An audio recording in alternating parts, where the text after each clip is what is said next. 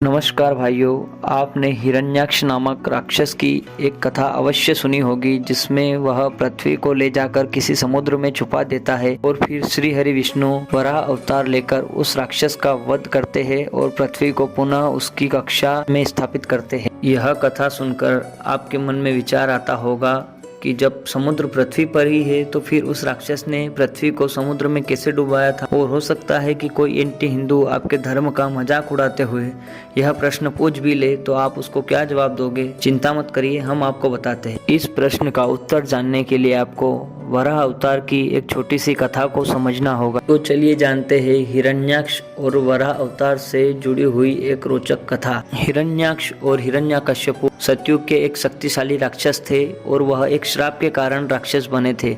दरअसल वह श्री हरि विष्णु के 7वें द्वार के अंग रक्षक जय और विजय थे।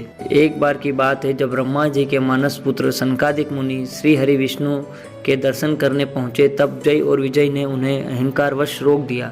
क्योंकि सनकादिक मुनियों को नारद जी की ही भांति समस्त ब्रह्मांड में कहीं भी किसी भी समय आने जाने की अनुमति थी, किंतु अपने अहंकार के कारण जय और विजय इस बात को जान न सके और वह सनकादिक मुनियों का अपमान करने लगे। अतः सनकादिक मुनियों ने क्रोधित होकर जय और विजय को असुर होने का श्राप दिया। इसी फल स्वरूप उन्होंने हिरण्याक्ष और हिरण्यकश्यपु नामक 2 भाइयों के रूप में जन्म लिया। वह अत्यंत शक्तिशाली थे। उनके अत्याचारों से समस्त सृष्टि त्राही त्राही करने लगी और हिरण्यकश्यप ने स्वर्ग लोक पर विजय प्राप्त करने के पश्चात अहंकार में चूर होकर पृथ्वी को समुद्र में डुबो दिया। अब उनके पापों का अंत करने के लिए श्री हरि विष्णु ने वराह अवतार लिया और अपने दांतों से पृथ्वी को उठाकर पुनः उसे उसकी कक्षा में स्थापित किया और युद्ध में हिरण्याक्ष को परास्त कर उसका वध किया। अब आते हैं मुद्दे पर। दरअसल उस असुर ने पृथ्वी को जिस समुद्र में डुबोया था, वह पानी का विशाल भंडार हमारी पृथ्वी से करीब 12 बिलियन प्रकाश वर्ष दूर अंतरिक्ष में स्थित है। उस जलाशय का पानी हमारी पृथ्वी के सभी महासागरों का कुल पानी का 140 ट्रिलियन गुना है। यहाँ एक विशाल स्वचालित ब्लैक होल को घेरता है जिसे क्वासर कहा जाता है। और यह बात हम नहीं कह रहे हैं, यह बात विश्व की सबसे बड़ी अंतरिक्ष एजेंसी नासा ने कही है।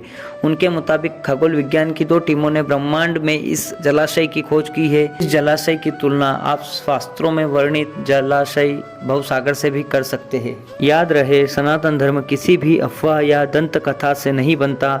इसकी हर कथा में एक गूढ़ रहस्य छुपा हुआ होता है जो कई बार हम तुच्छ प्राणी समझ नहीं पाते। तो यह था इस कथा से जुड़ा हुआ एक वैज्ञानिक तर्क। तो मित्रों, आपके मन में भी ऐसे मुद्दों से जुड़े हुए कोई प्रश्न हो तो हमसे कमेंट बॉक्स में अवश्य पूछें, हम उनका उत्तर देने का पूरा प्रयास करेंगे। वीडियो में बस इतना ही।